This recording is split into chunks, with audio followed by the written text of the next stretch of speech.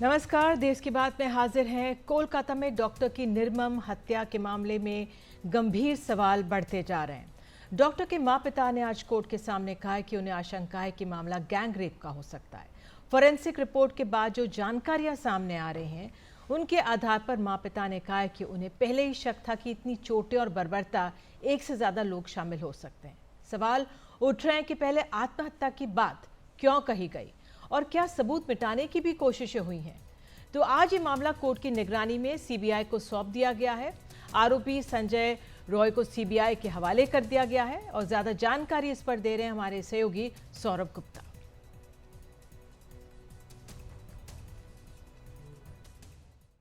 देखिए, सीबीआई की टीम कुछ देर पहले यहां आरजी कौर हॉस्पिटल में पहुंचे, जहां पे सीबीआई टीम को इन्वेस्टिगेशन का जो जिम्मेदारी है वो दी गई है। और इसी मामले में अभी यहां पे सीबीआई टीम पहुंचे हैं, इसी बिल्डिंग में जहां पे ये घटना हुई थी। जो इमरजेंसी बिल्डिंग है R G Kar medical college and hospital का, यहीं पे ये घटना हुई थी। और इस बिल्डिंग में इस वक्त आप देख सकते हैं पुलिस की एक बड़ी कॉन्टिंजेंट भी है और सीबीआई की टीम इस वक्त अंदर है। उनके साथ फोरेंसिक्स के टीम भी आए हैं और मेडिकल टीम भी आए हैं, और उनके जो इन्वेस्टिगेटर्स हैं वो इस वक्त जो सेमिनार रूम जहां पे ये घटना हुआ था वहां पे सीबीआई की टीम पहुंची है। अक्यूज का कस्टडी भी उन्होंने ले लिया है और केस डायरी भी उन्होंने ले लिया है। लेकिन इसमें केस में इन्वेस्टिगेशन में अभी तीन सवाल, मुख्य सवाल सामने आते हैं जो पेरेंट्स के पिटिशन में है, जो कल हाई कोर्ट में आर्ग्यू किया गया। एक, क्या ये गैंग रेप का मामला है? दो, क्या इससे और लोग जुड़े हुए हैं? तीन, क्या पोस्टमार्टम सही तरीके से हुआ है या पोस्टमार्टम को गलत तरीके से किया गया है कुछ लोगों को बचाने के लिए? ये आरोप पेरेंट्स के पिटिशन में उठा है जो हाई कोर्ट में आर्ग्यू हुआ है। और इसी जो सवाल है, ये जो सवाल है, इसी का जवाब सीबीआई टीम को अपने जांच में देना पड़ेगा। हालांकि इसके सीबीआई टीम के जांच सौंपने के बाद भी यहाँ पे इस वक्त छात्रों का प्रदर्शन है वो चल रहा है। और आज रात को यहाँ से जो कलकत्ता के जो महिलाएं हैं, महिलाएं रास्ते पे उतरेंगे on the eve of independence day. रात को 12 बजे रास्ते पे उतरेंगे, ये मांग रखते हुए कि रात को भी महिला जब काम पे निकलती है या अपने काम के जगह पर जाती है तो उनकी सुरक्षा गारंटी करनी चाहिए। इसी मांग के साथ आज और प्रोटेस्ट यहाँ पे होने वाले हैं। कैमरा पर्सन जीडी शंकर के साथ कोलकाता से सौरभ गुप्ता, एनडीटीवी इंडिया। और कोलकाता में मेडिकल छात्रा के साथ रेप और मर्डर को लेकर राहुल गांधी ने ट्वीट करके ममता सरकार पर निशाना साधा। उन्होंने लिखा है, कोलकाता में जूनियर डॉक्टर के साथ हुई रेप और मर्डर की विभत्स घटना से पूरा देश स्तब्ध है। उनके साथ हुई क्रूर और अमानवीय कृत्य की परत दर परत जिस तरह से खुल रही है, सामने आ रही है, उससे डॉक्टर्स कम्युनिटी और महिलाओं के बीच असुरक्षा का माहौल है। पीड़िता को न्याय दिलाने की जगह आरोपियों को बचाने की कोशिश अस्पताल और स्थानीय प्रशासन पर गंभीर प्रश्न खड़े करता है।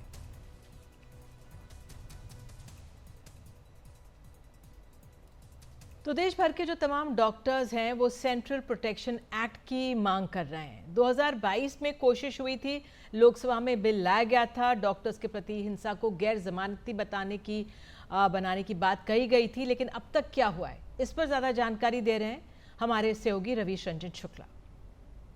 पश्चिम बंगाल में जो महिला डॉक्टर के साथ में हिंसा और रेप की घटना हुई, उसके बाद में तमाम सारे जो डॉक्टर्स हैं वो सड़कों पर उतरे हुए हैं। कई सारे अस्पतालों में डॉक्टर्स की हड़ताल भी चल रही है। डॉक्टर्स के संगठन की ये प्रमुख डिमांड है कि central protection act for doctors को तुरंत सरकार लागू करे।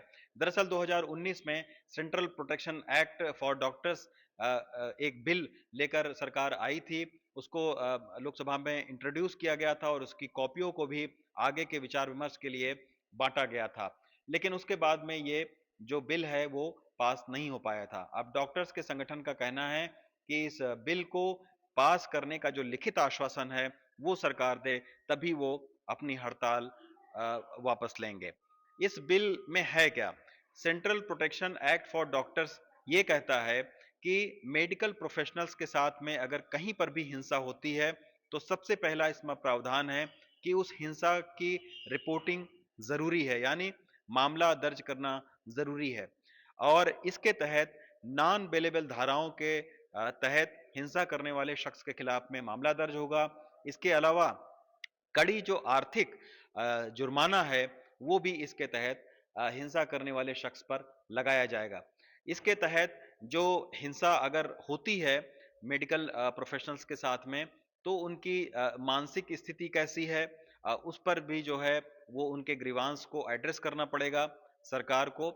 और इसके अलावा जो मेडिकल कमीशन के तहत जितने भी प्रोफेशनल्स हैं, वो सभी इस कानून के दायरे में आएंगे। यानी इन सबके साथ में अगर कोई हिंसा होती है, तो फिर इसी कानून के तहत में हिंसा करने वाले शख्स पर कार्रवाई होगी। तो अब इस पर जो है वो 2023 में जो उस वक्त के स्वास्थ्य मंत्री हैं, उन्होंने ये कहा कि ये अलग से बिल पास किया जाए या एक जो दूसरा बिल है उसके साथ में इसको क्लब किया जाए। इसको लेकर अभी एक साफ कोई रणनीति नहीं दिख रही है।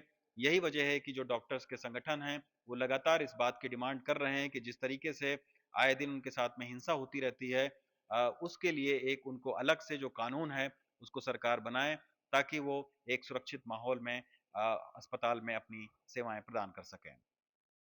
दिल्ली से रवीश रंजन शुक्ला, एनडीटीवी इंडिया। और इस पर बात करने के लिए हमारे साथ खास मेहमान हैं, विक्रम सिंह हैं, पुलिस वरिष्ठ पुलिस अधिकारी हैं और अपनी बात हम उनसे बात करेंगे। सर, जो ये पूरा मामला सामने आया है, इसमें बहुत पहलू हैं, कई परतें अब सामने आ रही हैं। आज माँ पिता की जो पिटिशन है हाई कोर्ट में, उसमें ये मामला सीबीआई को चला गया है, लेकिन वो कह रहे हैं कि एक आरोपी को तो पकड़ लिया गया है, लेकिन क्या ये गैंगरेप था? तो अगर इतना विभत्स ये पूरा मामला था, अब तक इतने दिन हो गए, क्यों इसको नजरअंदाज किया गया? कानून हमारा क्या कहता है? निधि जी, ये अत्यंत दुर्भाग्यपूर्ण है कि इस विवेचना, इस घटनाक्रम में ये पूरी तरीके से प्रिवेंटेबल था। एक तरीके से देखें, मेडिकल कॉलेज को नाइट क्लब नहीं है कि वहां पे जिसके जो मन में आए चला जा रहा है। और खासकर वो व्यक्ति जो कि शराब का आदी है, व्यभिचार का आदी है, पोर्नोग्राफिक फिल्म्स देखने का आदी है, ड्रग्स लेने का आदी है, और वहां पर जाकर के अब मैं क्या क्या कहूं आपसे, जो कि रेड लाइट एरिया जाने का आदी है। ऐसा व्यक्ति अगर विचरण कर रहा है, तो क्या पुलिस की कोई जिम्मेदारी नहीं थी? ये दरअसल दावतनामा दिया था इन्होंने इस तरीके का अपराध हो। चलिए, अपराध हो गया। उसके बाद तूफान बदतमीजी तो ये देखिए निधि जी, कि कहते हैं कि ये आत्महत्या है, मुआवजा ले लो। ये रेप का मुआवजा कब से होने लगा? मैं वाकई स्तब्ध हूं ये सुन करके। ये प्रस्ताव किसने दिया था मृतक की माता पिता को कि तुम मुआवजा लेकर के चुप हो जाओ? उसके बाद ये कह देना कि ये पहला केस है। हमारे राजनीतिक प्रवक्ता कहते हैं जैसे बड़ी कृपा की मुख्यमंत्री, ये पहला केस है जब उन्होंने, कोई मुख्यमंत्री जाके मृतका के घर पे गई, बड़ा एहसान और बड़ी कृपा कर दी। जरा शीला दीक्षित को देख लें, मायावती को देख लें, जो भी महिला मुख्यमंत्री हमारे देश में रही हैं, वो कई बार या तो स्वयं गई हैं या अपने पुलिस महानिदेशक की जिम्मेदारी लगाई है। अब हमारे विवेचना की त्रुटियों के ऊपर आपका ज्यादा समय नहीं लूंगा मैं। उसका जूता खून आलूदा बरामद होता है, ब्लूटूथ हेडफोन्स उसके मृतका के बगल में मिलते हैं, सीसीटीवी फुटेजेस कह रही हैं। और ये हजरत केपी कोलकाता पुलिस का बैज अपने टी शर्ट पे और कोलकाता पुलिस का बैज अपने टू व्हीलर पे लगा के 4th बटालियन कोलकाता पुलिस की प्रेमिसेस में, सरकारी आवास में रह रहा है। आपने तो क्या, आपने कोई जरूरी नहीं समझा कि कोई बैकग्राउंड चेक करने की? इस तरीके का दुष्चरित्र, आवारा, और कहते हैं कि अवांछनीय व्यक्ति पुलिस की वर्दी नहीं करके बैज लगा करके और खुलेआम घूम रहा है, दुरुपयोग कर रहा है बैज का। आपको तो ये कह लगता है कि वहां पर हम इसको छावनी की तरह रखेंगे? वैल्यूबल एसेट है हमारे यहाँ, जहां पुलिस की व्यवस्था और चाक चौबंद होनी चाहिए। खैर, अब हम आगे आते हैं। मैं फिर बड़ी माफी के साथ आपसे कहूंगा, 151 ग्राम सीमेन मिला है।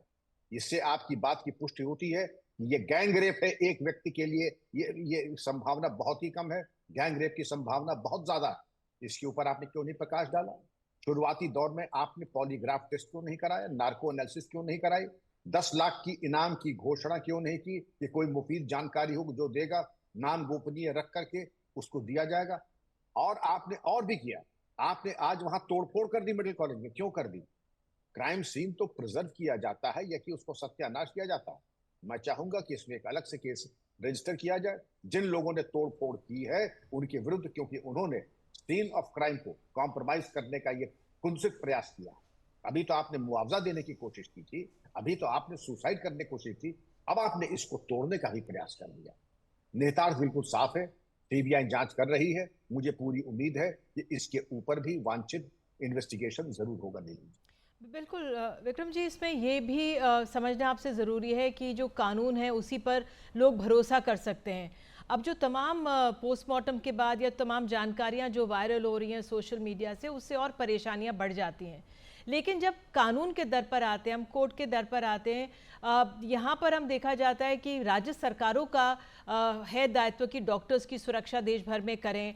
कोविड के बाद भी कई नियम या बने हैं कानून, अभी भी एक कानून है जो बनना है सुरक्षा को लेकर, जिसकी डॉक्टर्स मांग कर रहे हैं, एक्सपर्ट कमेटी की अभी भी उस पर इंतज़ार है। ये एक ऐसी ज़रूरत है जिस पे हमेशा हम चर्चा करते हैं, लेकिन जैसे ही मामला ठंडा होता है फिर भूल जाते हैं। डॉक्टर्स की सुरक्षा ज़रूरी है, ये बहुत महत्वपूर्ण है। कब हम इस पे कदम उठाएंगे, आपका क्या विचार? आपने बिल्कुल सही कहा, सेंट्रल प्रोटेक्शन एक्ट की जरूरत है। लेकिन 150 साल ये देश और हमारा पूरा कैरियर, हमें किसी एक्ट की जरूरत नहीं है। हमने कभी अपने को असहाय नहीं समझा। पुलिस की जो सर्विलेंस होती है ऑन ग्राउंड, इलेक्ट्रॉनिक और अदरवाइज, 18 रजिस्टर्स हर थाने में हिंदुस्तान के इसलिए बने हैं कि एक आदमी ने लक्ष्मण रेखा पार की, उसका लेखा जोखा थाने में आ जाता है। और ये मान के चलिए पुलिस अपने पे आ जाए, यही जो हजरत कह रहे थे कोलकाता में, अगर मैं दोषी हूं तो मुझे फांसी दे दो, ताल ठोक करके चुनौती की तरह। यही हजरत अगर यूपी में होते, इनकी बोलती हो जाती बंद और ये जाते व्हील चेयर पे, ये जाते स्ट्रेचर पे। मैं इसलिए कह रहा हूं क्योंकि ये सब चीजें हम लोगों ने कराई है, जिसको कहते हैं पुलिस एक्शन में ऐसा कहर आया कि आशिक इश्क भूल गए। पुलिस इसलिए नहीं कि सेवा समिति कानून का इंतजार करे, पुलिस उस भूखे शेर की तरह है निधि जी, कि जिसने हमारी बहू बेटियों पे आंख उठाया उसको वहीं नेस्तनाबूद कर दिया कानून की परिध में रहते हुए।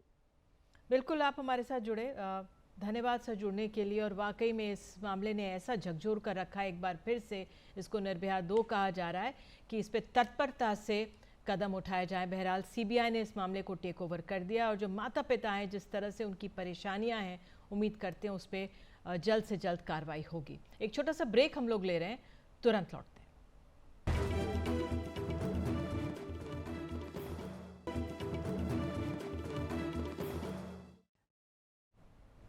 हम बात महिला सुरक्षा की लगातार उठा रहे हैं। 15 अगस्त से पहले जब दिल्ली में ज़बरदस्त चौकसी है, तब चाणक्यपुरी इलाके में बुधवार की रात एयरलाइंस में काम करने वाली एक युवती के यौन उत्पीड़न की कोशिश की गई। इस युवती ने आयन ड्राइव ऐप से पूर्वी दिल्ली से द्वारका के लिए बाइक बुक की थी। बुद्ध जयंती पार्क के पास बाइक चालक आइसक्रीम खाने के बहाने रुका और युवती के साथ छेड़छाड़ करने लगा। वहां से कार से गुजर रहे एक दंपत्ति ने गाड़ी रोककर हॉर्न बजाया तो आरोपी भाग गया। इसके बाद उसी दंपत्ति ने अपनी कार में लड़की को वसंत कुंज में उसके घर पर छोड़ा। लड़की ने घर से ही पीसीआर कॉल की और पुलिस ने आरोपी को 2 घंटे में गिरफ्तार किया।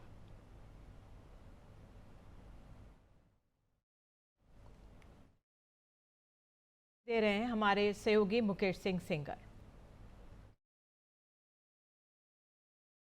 ये वही ड्राइव ऐप बेस्ड बाइक है जिसमें बैठे जयवीर ने एक एयरलाइंस कंपनी में काम करने वाली लड़की के साथ छेड़खानी की।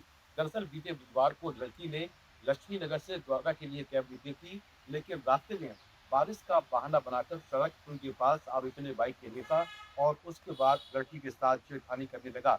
इसी बीच एक कपल जो वहां से अपनी कार से निकल रहा था, उसने अपनी कार रोकी और लड़की को वहां से बचाया और इसको अपने घर छोड़ा।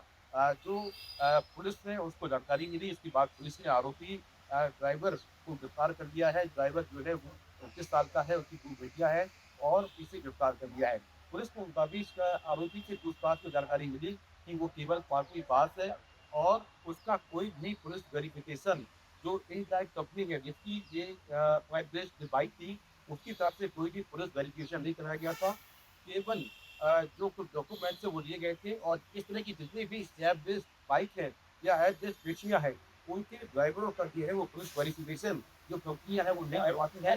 लेकिन पुलिस ने शिकायत के बाद जो ड्राइवर गिरफ्तार कर लिया और आरोपी से लगातार पूछताछ चल रही है। जिस कपल ने बताया है लड़के को, उसके भी बयान दर्ज करने की कोशिश की जा रही है। नई दिल्ली से मुकेश सिंह सेंगर।